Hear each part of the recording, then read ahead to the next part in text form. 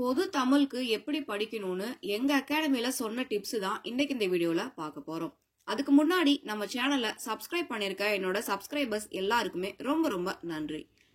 Hello மக்களே, நான் உங்க Harsha. Welcome to Harsha TNPSC class.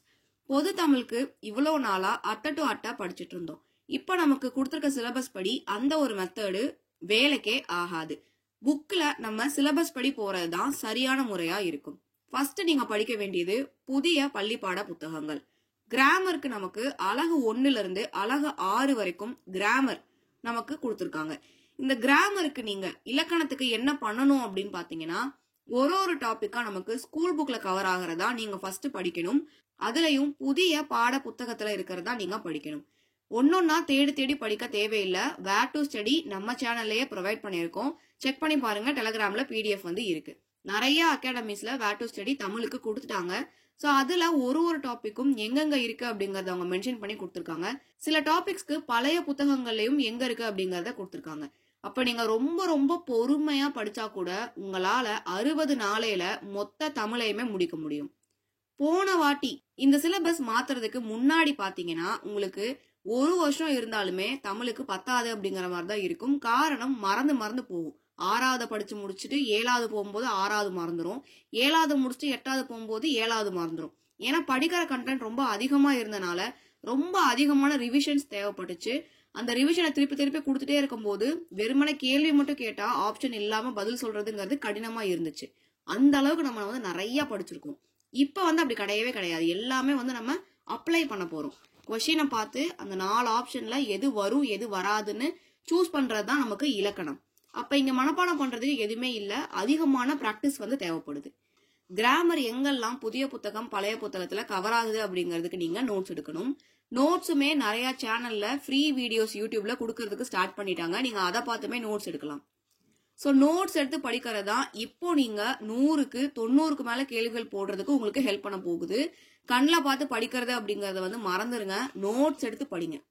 Notes எடுத்து படிக்கிறதான் தமிழுக்கு வந்து பெஸ்டா இருக்கும். ஒரு டாபிக்கா நீங்க எழுதி, இப்ப சந்திப்பிழை அப்படின்னா சந்திப்பிழை அப்படின்னு எழுதி அதுல என்னெல்லாம் வருது, இந்த மாதிரி ஒரு டாபிக்குமே நீங்க நோட்ஸ் எடுத்துதான் படிக்கணும். கிராமருக்கு இலக்கணத்துக்கு உங்களுக்கு புரிஞ்சிருக்கும். பழைய புத்தகம் புது புத்தகம் ரெண்டுமே 6ல இருந்து 12 மக்களே. 6ல இருந்து 12 6ல இருந்து 10 கிடையாது. இலக்கணம் அப்படிங்கிறது ஸ்கூல் புக்ல இருந்து மட்டும்தான் கேட்போம் அப்படின்னு சிலபஸ்ல எங்கேயுமே அவங்க மென்ஷன் பண்ணவே இல்லை. ஸ்கூல் புக்கை தாண்டி நமக்கு இலக்கணம் வந்தாலுமே பயப்படாம தெளிவா இதுதான் வரும் அப்படின்னு கிளியரா ஷார்ட் அடிக்கிற அளவுக்கு தெளிவா வந்து நீங்க பிராக்டிஸ் பண்ணிருக்கணும். அலகு 7 வந்து இலக்கியத்தை பொறுத்த வரைக்கும் பள்ளிப்பாட புத்தகத்துல தான் கேட்போம்னு சொல்லிட்டு அவங்களே அங்க மென்ஷன் பண்ணிருக்காங்க. SSLC ஸ்டாண்டர்ட் அப்படின்னு சொல்லி கொடுத்துருக்காங்க. ஆனாலுமே எங்க அகாடமில சஜஸ்ட் பண்ணது என்ன அப்படின்னு பாத்தீங்கன்னா, நீங்க வந்து சிலபஸ்ல ஒரு வார்த்தை கொடுத்துருக்காங்க. இப்ப வந்து ஊவேசா அப்படின்னு ஒருத்தர் இருக்காரு, அவர் சிலபஸ்ல இருக்காரு அப்படின்னா அந்த ஊவேசா பள்ளிப்பாட புத்தகத்துல வராரா அது எல்லாத்தையும் நீங்க படிச்சுட்டு கூடுதல் தகவலும் படிச்சுக்கிறது நல்லது அப்படிங்கிற மாதிரி சொல்லியிருந்தாங்க. காரணம் சிலபஸ்ல டாபிக் இருக்கு, அதுல இருந்து கேள்வி கேட்டது நமக்கு ஸ்கூல் புக்ல இல்ல அப்படின்னாலுமே நமக்கு தெரிஞ்சிருக்கணும் அப்படிங்கிறதுக்காக. இந்த அவுட் சோர்ஸ் அப்படிங்கறத நீங்க ரொம்ப கடைசியா வச்சுக்கோங்க. எடுத்ததுமே பண்ண வேண்டாம். எடுத்ததுமே ஸ்கூல் புக்ல என்னெல்லாம் இருக்கோ அது எல்லாத்தையுமே பண்ணிருங்க. ஸ்கூல் புக்ல கவர் ஆகிற எல்லா டாபிக்ஸுமே நோட்ஸ் எடுத்து படிங்க. டெஸ்ட் போட்டு பாருங்க. 100க்கு எத்தனை கேள்வி சரியா போடுறீங்க அப்படிங்கறத போட்டு பாருங்க.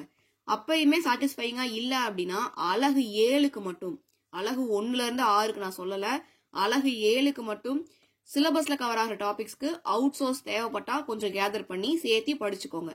100க்கு 100 வாங்குறதுக்காக சொல்றேன். மத்தபடி வேற எதுவுமே இல்ல. நான் சொல்லிருக்கிறத அப்படியே ஃபாலோ பண்ணணும்னு இல்ல. இது என்னோட பொதுப்படையான கருத்து. நான் பொது தமிழ் படிக்கிற மாதிரி இருந்தா இப்படிதான் நான் வந்து படிப்பேன். ஸோ இது வந்து கன்சிடர் பண்ணி பாருங்க. உங்களுக்கு நிஜமாவே இது வந்து யூஸ்ஃபுல்லா இருக்கும். இந்த வீடியோ உங்க ஃப்ரெண்ட்ஸ் அண்ட் ஃபேமிலிக்கு ஷேர் பண்ணிக்கோங்க. அண்ட் நீங்க இன்னும் நம்ம சேனலை சப்ஸ்கிரைப் பண்ணாம இருக்கீங்கன்னா சப்ஸ்கிரைப் பண்ணிக்கோங்க. டெலகிராம் சேனல் லிங்க் டிஸ்கிரிப்ஷன்ல இருக்கு, ஜாயின் பண்ணிக்கோங்க. பிளேலிஸ்டோட லிங்க்கும் டிஸ்கிரிப்ஷன்ல கொடுத்துருக்கோம், விசிட் பண்ணி பாருங்க. உங்களுக்கு என்ன டவுட்ஸ் இருந்தாலுமே நீங்க யூடியூபோட கமெண்ட்ஸ்ல கேட்கலாம். அதே மாதிரி டெலகிராமோட கமெண்ட்ல கேட்கலாம். இந்த வீடியோ முழுமையா பார்த்ததுக்கு தேங்க்யூ.